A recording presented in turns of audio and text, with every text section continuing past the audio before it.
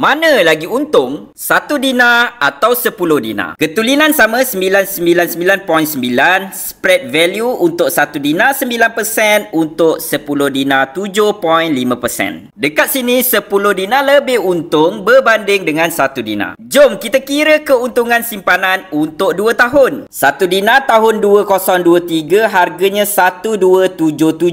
Manakala 10 dinar harganya 12769. Dekat sini kita dah dapat tengok harga per gram untuk 1 dinar lebih mahal berbanding harga 1 gram untuk 10 dinar. Harga jual tahun 2025 untuk 1 dinar 1724, manakala untuk 10 dinar 17523. Dekat sini pun kita dah dapat tengok harga 10 dinar lebih tinggi public gold beli balik berbanding dengan 1 dinar. Keuntungan 1 dinar untuk tempoh 2 tahun 35%, manakala untuk 10 dinar 37.23%. Jadi perbezaannya adalah seperti ini. Daripada kiraan ini kita boleh simpulkan bahawa untuk produk public gold, semakin besar semakin berat item tersebut, semakin untung ataupun semakin tinggilah kelebihannya berbanding item yang lebih kecil. Sekiranya tuan-tuan perempuan mempunyai modal yang besar, boleh terus beli 10